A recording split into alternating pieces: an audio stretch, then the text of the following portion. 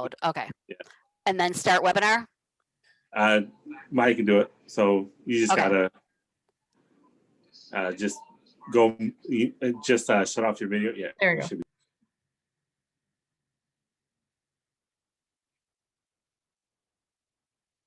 All right, and I think we are, okay, we're live on Facebook. So welcome everyone to our next NBTI webinar. We're here at 11 a.m. with Jaida Elcock, a graduate student at the University of Washington. She's gonna talk to us a little bit about sharks. Fantastic, thanks so much. So I'll share my screen real fast. And as cheesy as this pun is, we have to talk about some jawsome sharks. I feel like that is just the obligatory pun. Every time we talk about how awesome sharks are, gotta go with jawsome. So yeah, we're gonna talk about some awesome sharks. This PowerPoint, I tried my hardest to include some sharks that people might not know about, some facts that people might not know about, just really showcase the diversity of the shark world, because there are over 500 species of sharks and they come in all different shapes, sizes, abilities, and whatnot. So yeah, this is my social information if you guys are interested in following me on any platforms. And to begin, I have to do a small plug for my organization that I founded with 3 other Black women in shark science called Miss Minorities in Shark Sciences. On our website is misselasmo.org. Our Instagram and Twitter is miss_elasmo. And this organization is dedicated to helping and supporting women of color in the field of shark science, making sure that they're getting fully funded opportunities, some cool mentorship opportunities, a nice community and everything like that. So just wanted to plug that. If you're interested, head over to our website.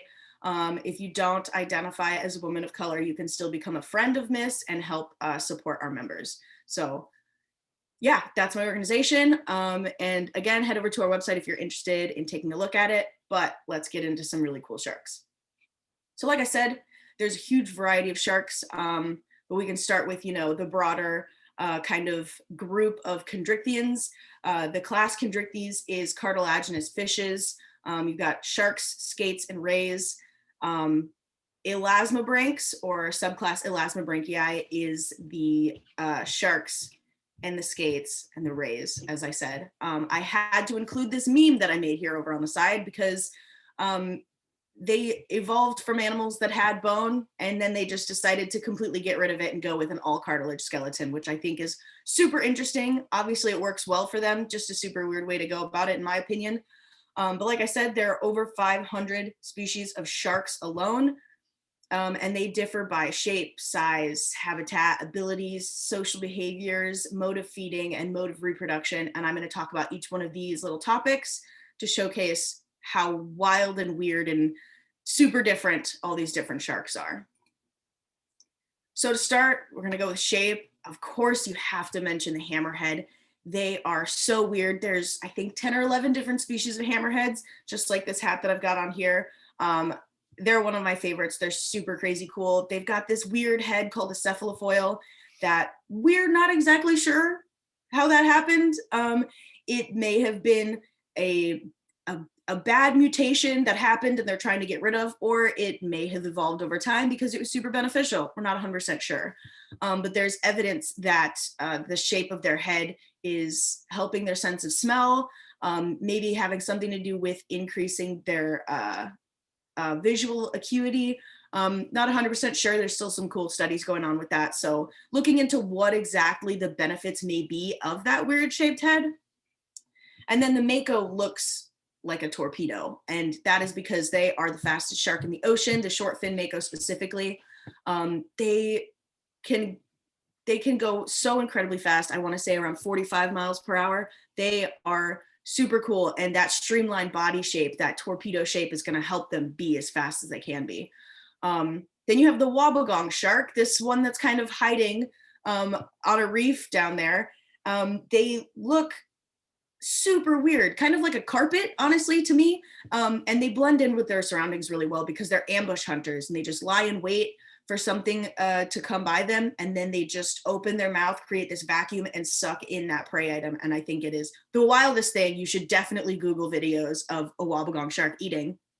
And then you have the thresher shark with this incredibly long tail that makes up about half of its body length.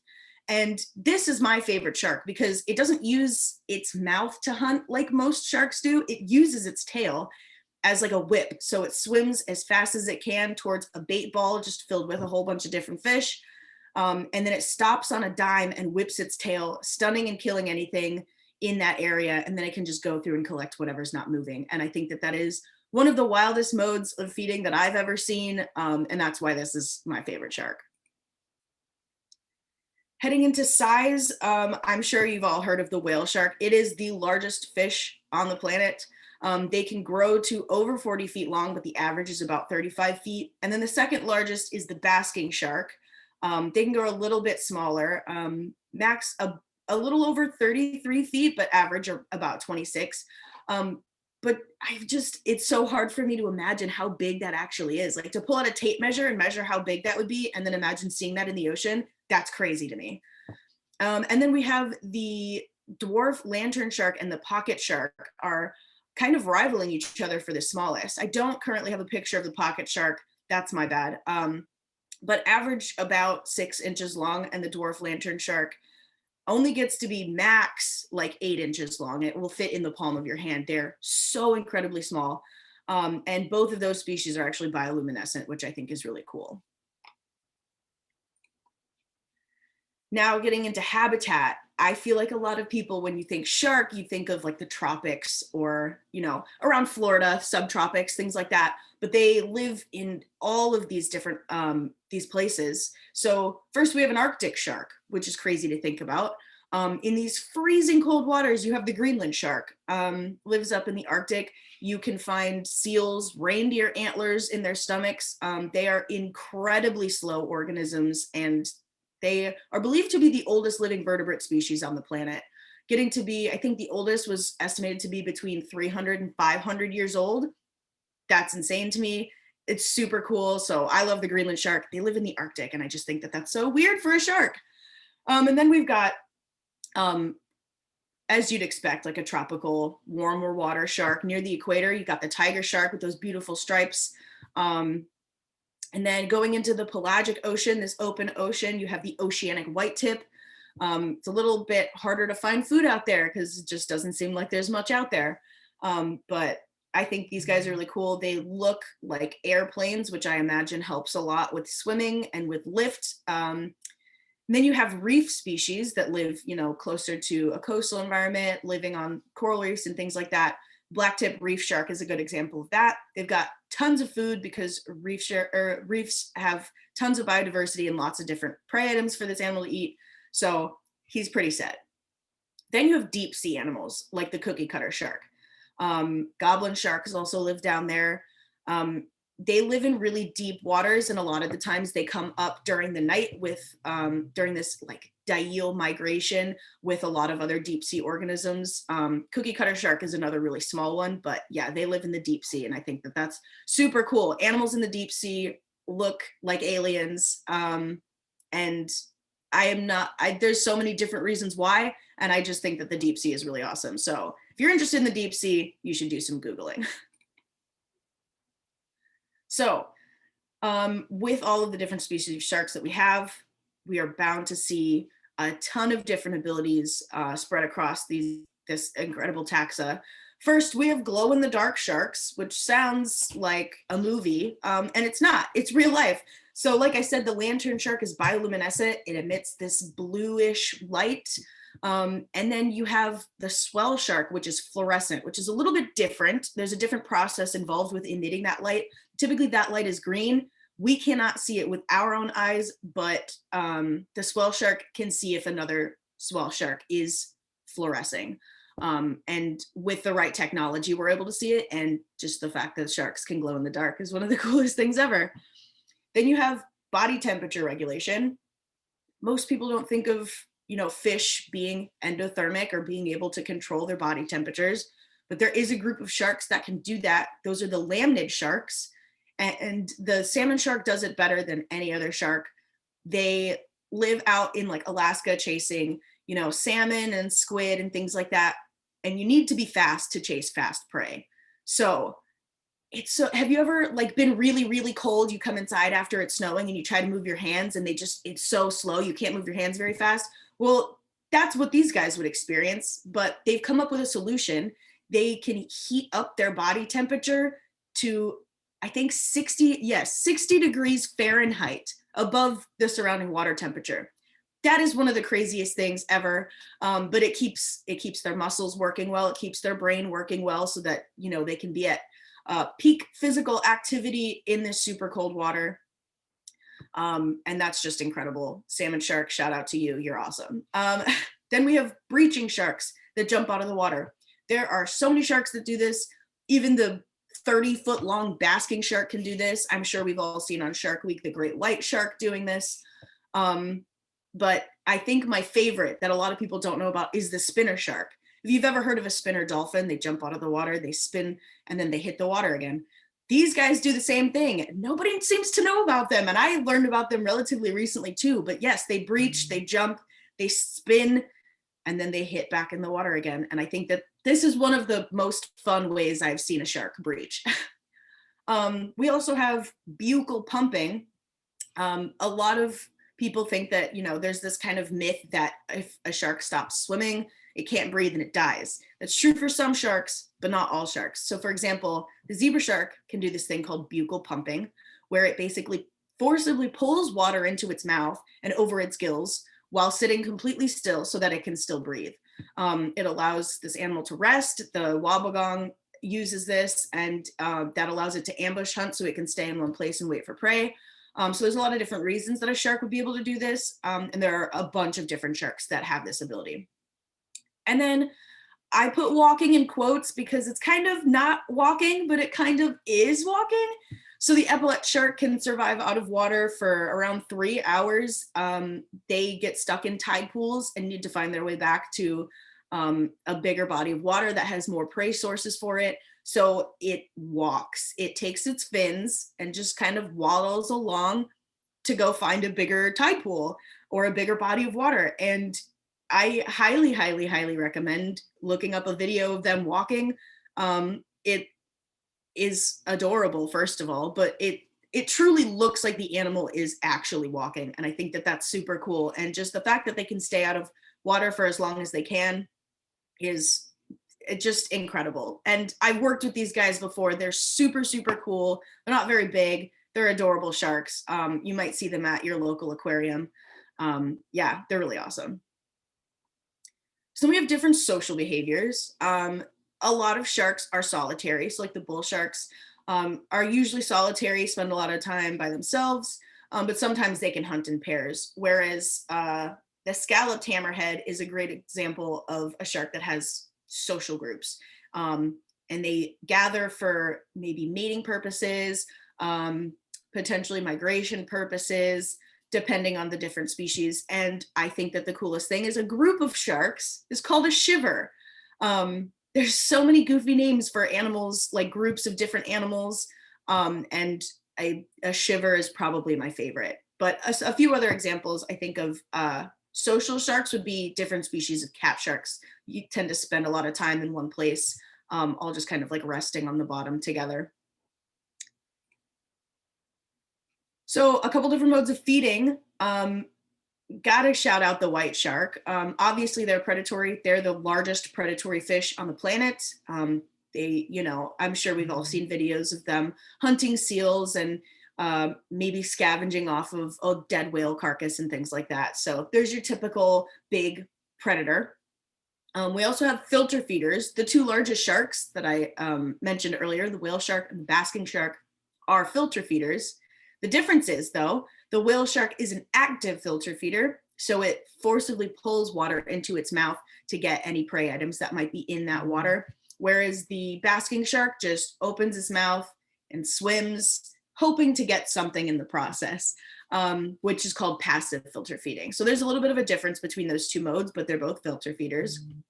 And then the bonnethead is the only known omnivorous shark species. They regularly eat and digest seagrasses, which we think of sharks as these hypercarnivorous organisms. And then we find this super weird shark that can eat plant matter as well and actually get nutrients from it, which is super interesting. So This is another reason why the bonnet head is one of my favorites, because it is the only known omnivorous shark species in the entire world. And that is a really, really cool accomplishment, I guess, for a shark. And modes of reproduction. There are so many different sharks and so many different modes of reproduction. So skates exclusively lay eggs, rays exclusively give live birth, but sharks, depending on the species, can do a variety of these things. So, for example, horned sharks are oviparous. They lay eggs. They have these spiraled eggs that they kind of shove in a rocky crevice to make sure it stays put, doesn't drift away. It doesn't, it's hidden away from predators and things like that.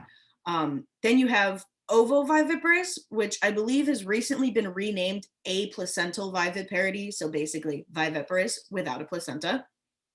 Basically the eggs, the mother has eggs inside, the eggs hatch, and then they give live birth. The sand tiger shark is my favorite example of this because they have 2 uteruses. In each uterus, they have a bunch of eggs that hatch. The first baby that hatches eats all of its siblings, and then one shark emerges from each uterus. Craziest thing ever, but I guess that's kind of the epitome of survival of the fittest for you. Sand tiger sharks are crazy. And then you have viviparity, where you actually have a placenta and you give live birth. And the smooth hound shark is a good example of that. Not many people know about these guys, but they're a little bit smaller. They're really cool. And a lot of people ask how you tell the difference between a male shark and a female shark. And the answer is simple: claspers. So this image over here, I don't know if you can see my mouse, hopefully you can. This image over here will show you what a clasper looks like. So this top image is a juvenile shark with very small claspers. It's super hard to see. But then this middle picture has larger claspers on a more like an adult individual. So you can see it more clearly. That's underneath their tail. It's sometimes kind of hard to see, but if you're at the right angle, you can see it. And females do not have claspers, as you can see on that bottom image. There's no extra appendages, and that's how you can tell the difference between a male and female shark. I often get that question when I go to an aquarium. I'm like, oh, that's a big boy. And someone's like, how do you tell the difference? I'm like, ooh, this is a fun teaching moment. I love telling people about this. So yeah, that's how you can tell the difference. So we got to go into a few misconceptions because there's so many misconceptions about sharks. Like I said before, not all sharks have to keep swimming or they'll die. Some sharks do, like the white shark or the bull shark, need to keep swimming. Otherwise, they can't bugle pump, so they won't be able to breathe, and that's a problem. But nurse sharks, for example, don't have to keep swimming. They have the ability to bugle pump, so they can rest on the bottom and be perfectly fine. A lot of people think shark skin looks soft. As you can see by this picture here, it is not soft. It feels like sandpaper. It's basically their skin is made out of teeth. It's called dermal denticles. And each species has like a different shape and size of dermal denticle. So you can touch a shark from head to tail and be fine, but if you go from tail to head too many times, you might slough off a layer of skin or two. And oftentimes shark scientists get what we call shark burn. It's kind of like road burn or like carpet rash or something like that, but from the shark skin, because it's like sandpaper, and rubbing your hands or your legs on it too much will give you a bit of a rash. It's not great. And then this false narrative that sharks are these mindless killers. Absolutely not. These animals are not out to get people, that's for sure. And definitely sometimes, we hear about shark attacks, but we also hear about dog attacks, sometimes every once in a while you hear about a cow attack. I don't know. But they don't attack because they're like, that's a human and I want to eat it. They sometimes bite people out of curiosity, like a dog. They don't have hands. They have to use their mouth. They just happen to have really sharp teeth. So they'll take a bite, realize, oh, that's not a prey item, or that's not something I want to interact with, and then they take off. They will attack if provoked, as any of us would, as a dog would. If you mess with it too much, it's afraid, it's protecting itself, things like that. And then oftentimes, a lot of the attacks that you do hear about attacks that you hear about are surfers, and they look like either sea lions or sea turtles on their board. And again, once the shark takes a bite and realizes that you're not its prey, it's like, oh, oops, my bad, that's not what I wanted, and it'll go take off again. So there shouldn't be a huge fear of sharks. We definitely should be respecting them. I totally get it. I'm afraid of spiders irrationally. I have no reason to be. So I understand that there might be some sort of fear behind sharks, and that's totally fine and healthy, as long as we're not letting that fear get in the way of the respect that we should have for them, because they are incredibly important pieces of our ocean ecosystems. They can tell our ocean's health. They can be, apex predators. They can be mid-level predators. They fill all these different niches, and they need to be protected. Otherwise, we have no idea what's going to happen to the earth if all the sharks just suddenly disappeared, because they are so important. And with 500 different species, obviously they're going to fill a lot of the different roles that we need to make sure we keep running efficiently in our oceans. And like I said, shark attacks happen, but not super often. Sharks kill on average 5 people a year worldwide. Not very many people. We kill at least 100 million sharks every year, probably more, whether it's bycatch or targeted fisheries, things like that. We are killing them at unsustainable rates. Some species are doing better than others, but we obviously need to make sure that we're keeping an eye on these populations to make sure that they're doing okay, so that we can keep them safe, keep our oceans healthy. And I think my favorite fact to share with some people is that you're more likely to be killed by a flying champagne cork, or a falling coconut, or a cow, a dog, a lightning strike, or a vending machine than you are to be killed by a shark. So again, I totally get the fear sometimes of just maybe it's an irrational fear, maybe it's just you're a little nervous to go in the ocean because of sharks. I totally get that, and that can be a healthy fear, but we got to make sure that we're respecting them and making sure that they have their space. And this meme that I found on the internet, I didn't make this one, sharks don't infest waters, they live there. That's like the truest thing. Would you say it's like a human infested household? Like, that doesn't make a lot of sense, so they might be very prominent in an area, but they're not infesting it. That's where they live. That's where they're supposed to be. So we got to make sure that they stay where they're supposed to be and that we keep them healthy. Yeah, I think that's all I have for you guys. But again, those are my socials down there if you're interested in following me on any platforms. I share a lot of random animal facts about lots of different cool animals. But yeah, that's what I have on sharks, and I am excited to take questions.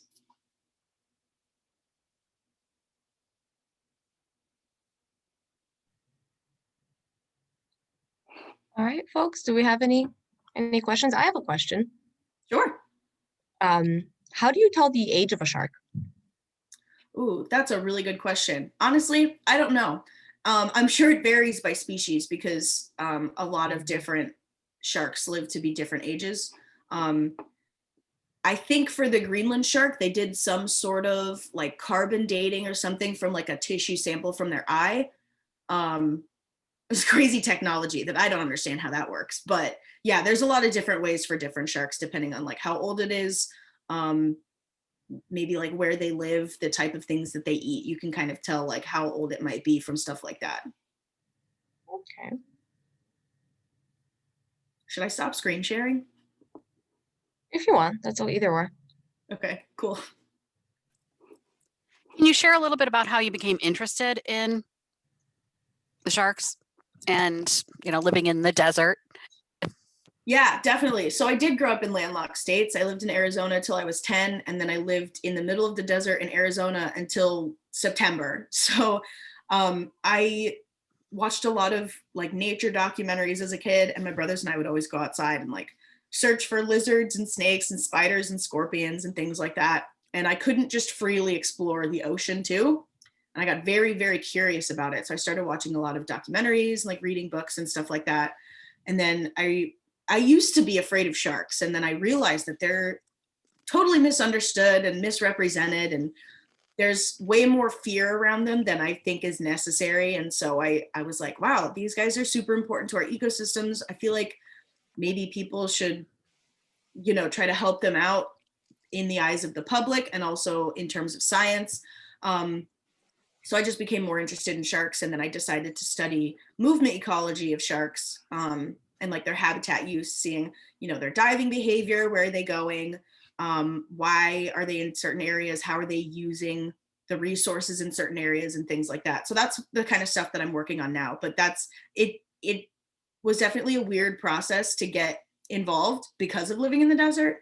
But if you are landlocked and you have a local aquarium, I recommend maybe trying an internship or a volunteership with them, because that's kind of what helped me get my first experiences with marine animals.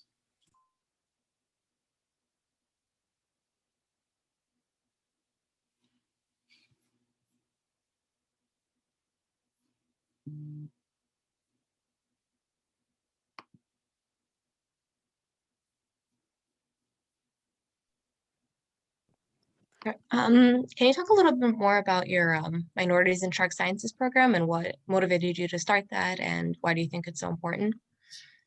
Yeah, so it started on Twitter, actually, because we started it in June, so mid-pandemic. And the president, Jasmine, kind of messaged a few of us, and we're like, wouldn't it be so cool if we started like a club for Black women in shark science? Because we've all been in a room full of our colleagues and found ourselves to be the only person of color or the only woman of color in the room.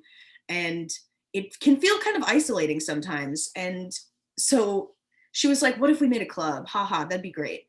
And then the more we thought about it, she was like, actually, can we do this? Can we make this like a legit organization? So the four of us got together and we founded Miss and started this whole thing. It's super important to us because we want to be able to show, you know, like representation, that people of color are interested in sharks and women of color can do this kind of work. Like we're here, we're involved, we're having fun, things like that, because we've gotten messages from a lot of, you know, adults saying, I wish I had this when I was a kid. It would have, you know, inspired me a little bit more. Or messages from kids now that are like, I'm so glad this is a thing. It makes me feel more accepted. It makes me feel like I'm seen. And I think that that's really important in, you know, getting more people like me, more kids like me interested in, you know, STEM in general, but in shark sciences as well. And what we do with Miss is we have a bunch of members, I think over 200 in like 18 different countries, something like that. So we have like this whole membership, and we provide like workshops for our members, like a science communication workshop or an art programming workshop. We do networking events, we do socials. And for people that are interested and people that fit the requirements of, you know, like being 18, things like that, we have partnered with 2 different organizations to provide internships in the Bimini Shark Lab and in South Africa to do some research. And we provide funded, and those are funded as well. And we provide workshops for people that apply that need to get a little bit more experience in shark science and feel like this is a field they might be interested in. They want to, you know, go out, get some experience.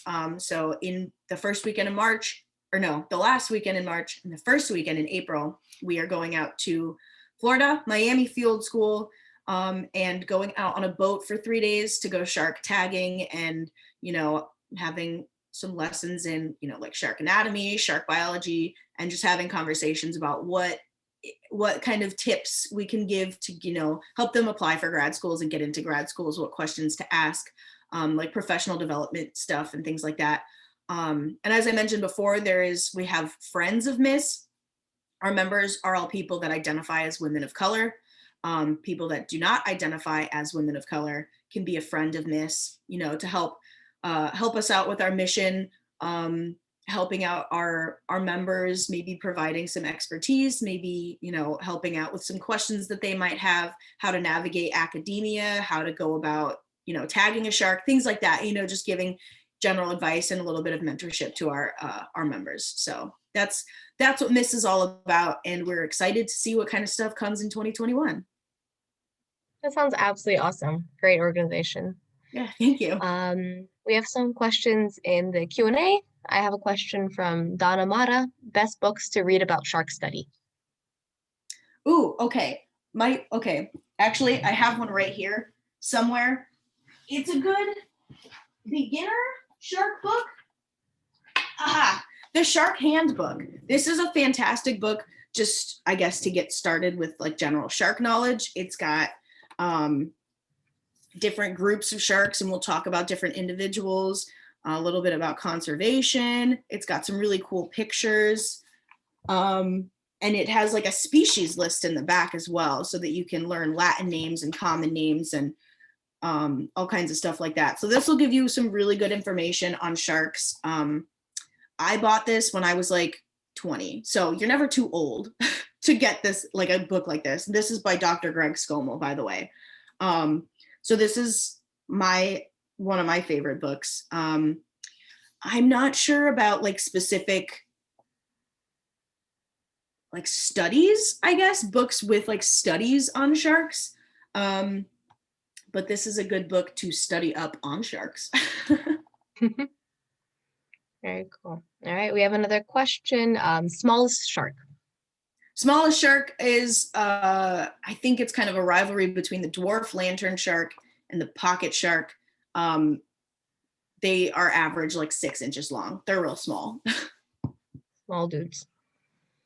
Okay. From Ted Penesis, great presentation and love the human invested household line. Question, it seems as if shark attacks on humans are becoming more common in US waters. Is that the case, or is it simply media driven? Well, that's a really good question. Honestly, I don't know. If it is that they're becoming more common, I'm sure that there are human driven reasons for that. Like sometimes like high pollution will certain types of pollution might draw in fish that will draw in sharks, things like that. Or, you know, if we alter the waterways in some way, that can change the ecology of the ecosystem and bring in different animals or more of a certain animal or things like that. So I'm not 100% sure if it's media driven or if it's actually that there are more instances of like human interaction with sharks. But I wouldn't be 100% surprised if it were the media either, because the media loves to be like, oh my gosh, oh no, a shark killed someone. I'm like, this happens sometimes, but also so many other things kill people. I don't like, we're so focused on the bad things about sharks. And I think that there should be more about how important sharks are and what they do for our environment and like really cool things about sharks, things like that. Right. Okay. How old were you when you started interning? My first internship was, I think I was 18 or 19. I was in college and I probably could have started interning a little bit earlier. Most internships, or a lot that I've seen, start when you're like 18 or something like that. But I'm sure that there are internships out there that start, you know, like 16 or 17. But my first internship was when I was 18 or 19. And then the next summer I did another internship, which was a research internship at Friday Harbor Labs out here in Washington, which was a very different experience from the aquarium, but also really, really cool. So it gave me like a different side of working with animals, which I thought was really cool. Were you doing much volunteering before that? No, I was very focused on school. I was the type of student that was like, if I get less than a 90%, I am a failure. And that's not true. That's such a not great attitude to have towards school. Like you can like, just do your best. Your grades and your GPA, your test scores are not the like end of it all. It's not what shows you how intelligent you are. Cause trust me, I'm a terrible test taker. I did not do great on the GRE to get into grad school, but like, I'm still good at research and I'm good at science, I guess is what I'm trying to say. What a weird way to go about saying that. But yeah, I didn't do much volunteering. I was very like, nose in my books type of student. Donna says, thank you for saying this about grades. Yeah, I just feel like grades, GPAs, test scores, everyone's like, oh my gosh, I got a C, I'm dumb. You're not. That doesn't mean anything. Like, some people just aren't good under certain environments. Some people flourish under totally free environments. Some people thrive in high stress environments, and that's totally fine. Whatever environment works for you is fantastic for you. But a not great GPA or whatever does not mean that you're dumb. I know people that had like a 2.7 maybe in undergrad and still got into grad school. So don't panic or anything. Yeah. Right. And that's the reason why we have so many different kinds of programs and, a variety of, different ways to studies. There's not one way of being an academic. Exactly. Okay. I have a question from Facebook. What is her favorite part of science or doing science? Field work. I love being out on a boat and, like, as dumb as it sounds, feeling the wind through my hair and the sea salt on my face and whatnot. It's because I grew up in the desert. Any chance I get to be out on the water is just an amazing experience. And I, surprisingly enough, have yet to catch a shark. I've only done field work a couple of times. And I went out recently in December to try and catch and tag a shark. With no luck.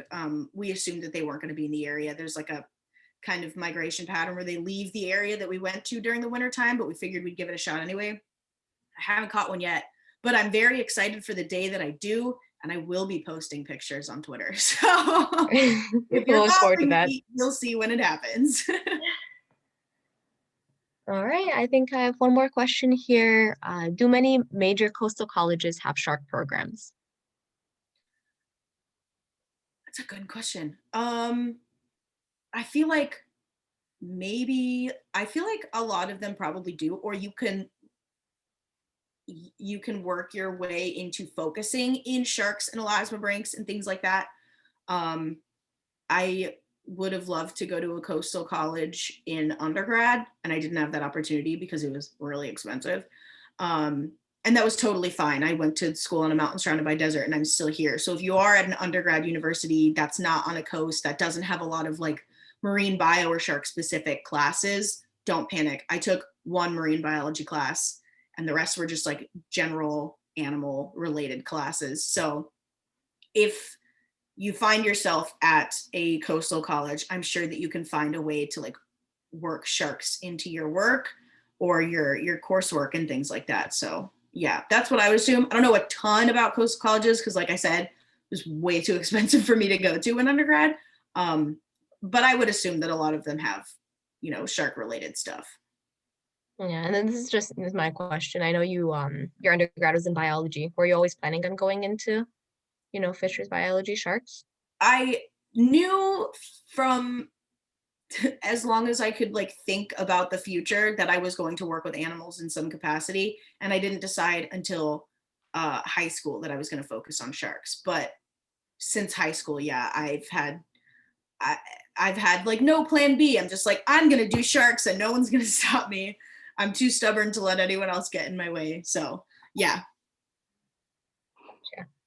What about hammerheads? Makes them your favorite? So hammerheads and threshers. I go back and forth between the hammerhead, the thresher, and the salmon shark.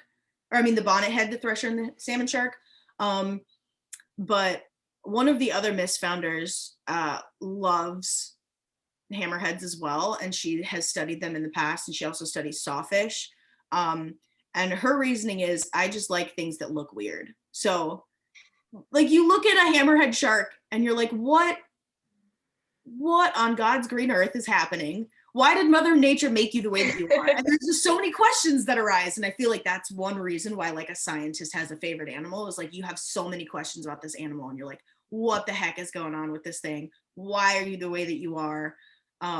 That's one of the reasons why I love hammerheads, because you look at it and I'm like, you look like someone, like a child tried to draw an animal and didn't do it well, but you exist. And it's so weird to me. So they're just weird. I guess I like animals that are weird. Another question from Donna. Thank you. Thank you for all these questions. Were you in college when you started interning? I was in college. I was at Northern Arizona University, and my friend told me about the aquarium internship at Odyssey Aquarium in Scottsdale, Arizona. So I applied for it and I got it, and it was a really, really fun internship and a really, really great aquarium. If you're ever in Arizona, I recommend. They care about their animals a lot. They take really good care of them. I've seen it with my own two eyes and I've been a part of it. So yeah, it's a really good aquarium, and it was a super, super fun internship. But yeah, I was in college when I started, and that was my second year of college. I think so. It was like the year between my second and third year of college. Awesome. And then we have a follow-up question to that one. And how did you present your request to intern? There was an application form on their website. So that's a place to look. Definitely, like check out their website. And if you don't see any opportunities, but you're thinking there might be an opportunity, you could always like email someone at the aquarium and ask, like, do you have an internship? Do you take volunteers and things like that, and see what they say, and maybe get a cool opportunity out of it. Yeah. All right. I think that's all the questions that we have, unless anything else comes up in the chat. And so, I know I ended a little early. I'm sorry. I talk quite fast sometimes. no problem at all. All right, so I guess we'll hang around for a little bit, unless there's, anything else that you wanted to mention that you didn't get a chance to. Oh, here's a weird fact about whale sharks. They have dermal denticles on their eyeballs, like teeth on their eyes, basically. I don't know. This is a recent discovery, and it's the weirdest thing ever. And they also found like a quote unquote skinless shark. And obviously it has skin, but it's like different from all the other sharks that we've seen. Super weird. It looks like it's pink. It's crazy. Yeah. All right, something else came in. Are there any online internship opportunities? Interesting question. I'm assuming as of right now, probably. I know that a lot of research internships ran remote over the summer and will probably do so again over this summer, which is either unfortunate or great depending on who you are. And, rather than canceling the internships, they kind of just adjusted and made it virtual. So I don't know of any specifically that have always and will always be online. I don't know. I'm sure some like Google searches and stuff could help you out with that. Or if you have any connections, just kind of ask around. That's a good way, by the way, to like find good opportunities. If you know professors, be a teacher's pet, go to office hours, see if they have any opportunities, and be like, hey, I'm really interested in XYZ. Do you know anybody that does that? Do you know of any opportunities that could help me get some experience in that? I'm sure your professors want to help you and want to help you find some cool opportunities. So yeah, I'm not sure about online ones though. That's an interesting question. Yeah. How has COVID impacted your research? A lot. I have been, UW is on a quarter system, so this is my second quarter. I've been here since September. And I have not been to campus once. And I've done field work one time. So what I'm currently doing is I'm working on tag data that my advisor already had collected. And so I'm just putting it in like, R programming and looking at it by graphing it and stuff like that, just to see what kind of stuff I can pull out of it. But I think probably one of the biggest reasons why I have not been able to tag a shark yet is because I didn't really have the opportunity in the fall to go out because COVID is so bad. So it's definitely impacted my research a lot. And I know a lot of other people feel the same way of like, they can't really go into their lab, especially like, I feel so bad for like microbiologists. You either have to take all your stuff home or you just can't go to lab and do your work. So yeah, COVID has been a nightmare for a million reasons, including limiting research. Yeah. Skinless shark. Is their skin smooth versus the rough texture of shark skin? I'm not sure because I'm pretty sure this was found in 2020. One of the more positive things to come out of 2020, a new shark. I am not sure what it feels like. I don't know. I need to do more research on it because I'm interested in it. I just haven't Googled it as much as I want to quite yet. Gotcha. And then we have a thank you. This is great. You are so joyous about sharks. It's catchy. Oh, thank you. I'm so glad you enjoyed it. Sharks are cool. They make me excited. And I got all my shark gear on, you know. I had to wear the hat. It's a must for every single shark talk I do. So I hope you enjoyed it. Love the hat. It's a great hat. It really is. Thank you. And I comment, a great teacher sparks our interest. Wait, sorry, can you say that again? A great teacher sparks our interest. Oh yeah. If you have like an influential teacher that you think like it impacted your life a lot, you should go thank them because I have those teachers that like, you know, shaped who I am today. Most of them were science teachers, not very surprising. But yeah, influential, enthusiastic teachers are everything. So thank you to all the teachers out there, especially during COVID times. I'm sure that this is not easy. My mom's a teacher too, so I've seen kind of how messy it can be during COVID times. So thank you to all the teachers out there. You are doing incredible work and we appreciate you. Yes, and we have a follow-up. You did that. Thank you. Oh, awesome. On Facebook, we have a comment. Most high seas shark species are now threatened with extinction, primarily caused by overfishing. Shark population has fallen by 71% since 1970. Sad. Yeah, there are a lot of species of sharks that are endangered. I don't know what the percentage is, but it's high. Not like I want to say like 15 to 20%, something like that, of shark species are endangered. But think about that. There are 500 different species. And if you were to have like 15% of shark species are endangered, that's a lot of sharks. And like I said before, they fill so many different niches in our ecosystem. They're so important. They can tell us about the ocean's health. They can regulate certain prey populations that need to be regulated. It's like, I don't know if anyone's heard about like the wolves in Yellowstone, where they took the wolves out and the deer went crazy and it like destroyed a bunch of vegetation. And then they brought the wolves back in and it started to control the deer population and behavior again. Sharks kind of do a similar thing with their prey populations as well. So if they disappear from, say, like a reef ecosystem or like a seagrass ecosystem or something like that, their prey items could just go crazy and start taking too many resources and really messing things up. So we got to make sure we keep sharks where they belong so that they can keep, you know, I guess, giving us the ecosystem services that they provide and helping regulate things.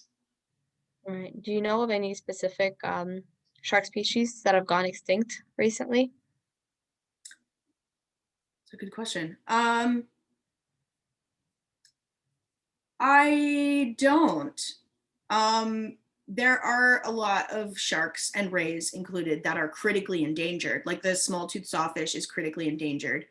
I guess I'm trying to think, maybe the Ganges river shark in Africa, I think. I don't know. I feel like there's speculation for if it's extinct or not. I'm not 100% sure. If there were a shark that I thought was extinct, it would be that one, but I'm not 100% sure on that. I would need to look that up. Mm-hmm. I just did a quick Google search. I think that one is critically endangered in Bangladesh and India. Not Africa. Fantastic. I'm not great at geography sometimes. It's fine. Yeah, that I think is like the only known shark that lives predominantly or entirely in freshwater. the bull shark can survive in freshwater. There are some sharks that can. Bull sharks have actually been found so far up the Mississippi River that they were in Illinois, which is wild. But yeah, that's another, I guess, ability that they have is like they can go into freshwater and survive there for an extended period of time, which I think is really cool. That is really cool. What are you most excited to do or research when COVID is over from Facebook? I am most excited to tag my first shark. And then I guess research specifically, get information from that tag and see what's going on with this individual shark. I think that would be really cool. It gives you a sense of like connection to the shark where it's like, I know where you've been and I know what kind of things that you're doing. I know that you dive during the night and come up during the day or whatever. And I just think that it's going to be really cool to be able to tag a shark. I'm definitely going to name it something ridiculous. And just Any like top contenders right now for names?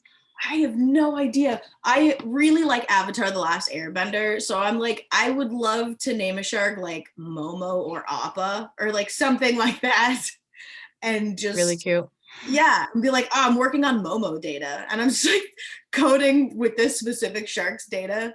I don't know. I just feel like it gives you like a connection. It makes it a little bit more like fun and whimsical, I guess. Mm-hmm. How deep can a shark survive? Depends on the shark. There are some super deep sea sharks. If you've ever heard of the Goblin Shark or seen one, they look like legit aliens. They're pretty deep. I'm not exactly sure how deep they live, but there are some sharks that specifically live in the deep sea and like stay in the deep sea and forage there and spend their time there. Like there are sharks, for like when a whale dies and falls, like a whale fall to the bottom of the ocean, there are sharks that come and forage on that as well.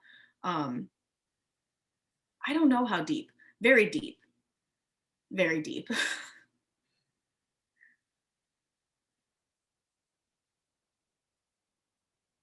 Okay. No questions as of now. We do have about 5 minutes, so we can break now if you'd like, or we can hang around for a little bit longer, talk more about sharks. I am totally fine to hang out for a couple more minutes if anybody has any last minute questions, anything like that. Yeah. No, thank you so much for doing this for us. This is really interesting. Yeah, of course. This was a blast. Anytime I get to, put on this ridiculous hat and talk about sharks for an hour, I'm happy to do it.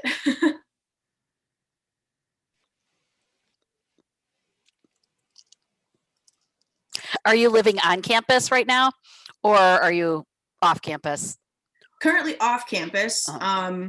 I don't know of many grad students that live on campus, but I am off campus by just a few miles. So not super hard to get to campus, but also not really a reason to go to campus because we don't have offices or anything yet. It's very weird because I'm a first year grad student. Mhm. It's very weird because I don't know, I guess, what grad school is supposed to be like in a normal setting, let alone during a pandemic. Right. So it's definitely weird, but like I have my cohort and we, we'll do like distanced, masked, outside hangouts and, Zoom homework dates and stuff like that. So there's definitely some interaction with the cohort and with other members of the department, which is really nice, but I know it's not quite the same, which is a little bit of a bummer, but I'm here and I'm excited to be here. Yeah, I'm sure it'll go back to normal or as close as we know it. Hopefully soon. That would be nice. I hope so. I'm low down on the list to get a vaccination, but when the time comes, I'm excited. We're ready. Mm-hmm. All right, I have a question in the chat. Subjects to focus on for shark study. Oh my gosh, there's so many. You can focus on like what I do, like movement ecology. You can do habitat use. You can do life history. You can focus on reproduction. You can focus on like biomechanics and physiology, like what are the effects on a shark, like pressure effects on a shark when they go from shallow water to deep sea or deep sea to shallow water. You can look at I think one of the other founders of Miss Amani is really interested in shark skin. I don't know exactly what she wants to look at with shark skin, but yeah, you can study all kinds of different things. Like, I don't know. I think people are interested. There's still so many studies going on with hammerheads. You can study like sensory biology, and like specific like fine scale movements of like what are the mechanics of their swimming, like how do they beat their tail, how often do they beat their tail, what kind of behaviors do they do that can indicate maybe foraging or migration. Like there's so many different things that you can study. Like if you could think of a thing that a shark does, you can study it.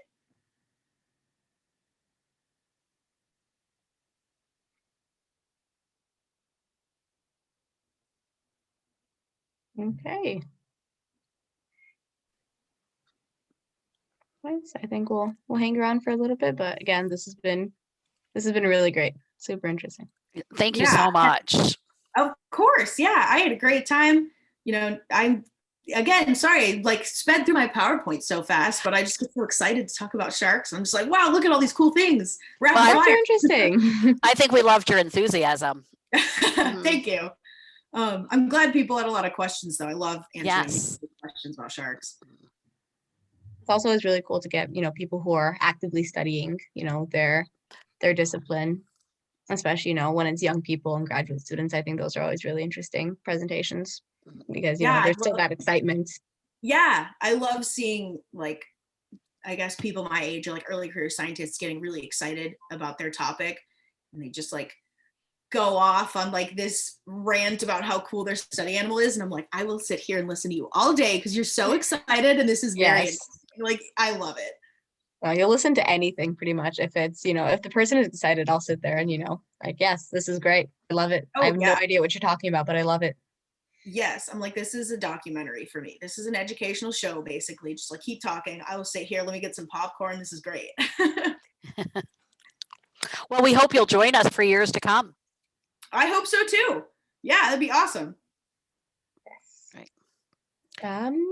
Do you have online resources? I guess I'm not 100% sure what this question means. Like for like resources, how? Like resources to contact me, resources for my organization, resources for shark information. Yes. An answer is coming. Okay. Shark info. Shark info. Yeah, I think any reputable source that you can find is a great like place to find some good resources on shark information, like pages written by like Nat Geo, Discovery Channel, BBC, PBS. Yeah, I'm sure that like aquarium websites have some really good information on like typically the sharks that they have at their facility and things like that. As long as it's a reputable source, then I'm all for it. Also Google Scholar to find like more scientific specific articles on different like discoveries of shark behavior, shark biology, stuff like that. I think, I mean, I use Google Scholar a lot to find resources for, like my papers and my projects and stuff like that. So yeah. Definitely. I know aquariums, Shed Aquarium, if you're in the Chicago area, is, amazing, phenomenal. I love the Shed Aquarium. Oh my gosh, I miss it so much. I remember going there all the time when I was a kid. Yeah.